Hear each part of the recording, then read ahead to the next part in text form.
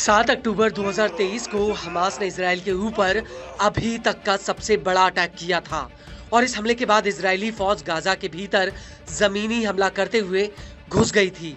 लेकिन इस दौरान इजराइल से करीब 2000 किलोमीटर की दूरी पर बैठा हूती हमास का रक्षा कवच बनकर सामने आया था। हूती ने 19 अक्टूबर 2023 को लाल सागर के बाबल मंदेब में इजराइल से जुड़े जहाज पर हमला किया था और इस हमले से इजराइल और हूती के बीच एक नई जंग का ऐलान हो गया था। हूती ने साफ कर दिया था कि वो इजराइल और अमेरिका से जुड़े जहाजों को लाल सागर से जाने नहीं देगा। इसके अलावा हूती ने इजराइल के कब्जे वाले ईलत बंदरगाह पर नौसैनिक नाकाबंदी तक लगा दी थी और इसके बाद से ही हूती लाल सागर, अरब सागर, हिंद महासागर और इजराइल में सीधे हमले कर रहा था। हूती ने साफ कर दिया था कि जब तक गाजा के भीतर युद्ध रुक नहीं जाता तब तक वो समंदर और इजराइल में हमले जारी रखेगा। लेकिन अब इजराइल और हमास के बीच युद्ध विराम समझौता हो गया है और इस युद्ध विराम से ऐसा माना जा रहा था कि अब हूती के हमले रुक जाएंगे। लेकिन इस सब के बीच अब हूती ने इजराइल को लेकर एक नई जंग का ऐलान कर दिया है। दरअसल हूती का कहना है कि अब वो लाल सागर में सिर्फ इजराइल से जुड़े हुए जहाजों पर हमला करेगा। इसको लेकर यमन के ह्यूमैनिटेरियन ऑपरेशन कोऑर्डिनेशन सेंटर यानी हूक का कहना है कि हूती ने कहा है कि वो इजराइल से जुड़े कमर्शियल जहाजों तक अपने हमले सीमित रखेगा, बशर्ते गाजा युद्ध विराम समझौते का पूरी तरह से पालन किया जाए।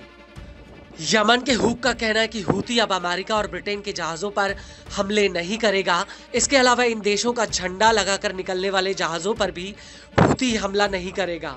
दरअसल हूक ने अपने बयान में कहा कि हम पुष्टि करते हैं कि अमेरिका, ब्रिटेन या इजरायली द्वारा यमन के खिलाफ किसी भी हमले की स्थिति में हम हमलावरों के खिलाफ प्रतिबंध को फिर से लागू कर देंगे।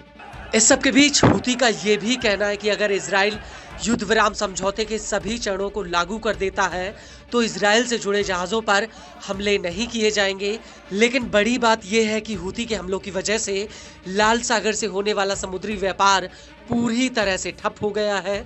अधिकतर शिपिंग कंपनियों ने इस रास्ते की जगह पर दक्षिणी अफ्रीका का केप ऑफ गुड होप वाला रास्ता अपनाया है, जो बेहद ही खर्चीला है।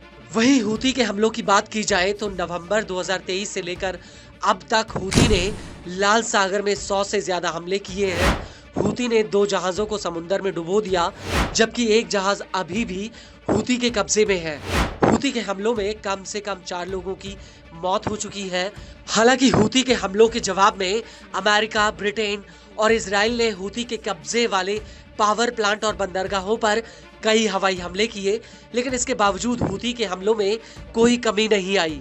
वहीं अब हूती के ऐलान के बाद शिपिंग कंपनियां अभी भी लाल सागर में अपने जहाजों को उतारने के लिए तैयार नहीं हैं, क्योंकि उनके मन में मौजूदा हालातों को लेकर एक भय की स्थिति बनी हुई है।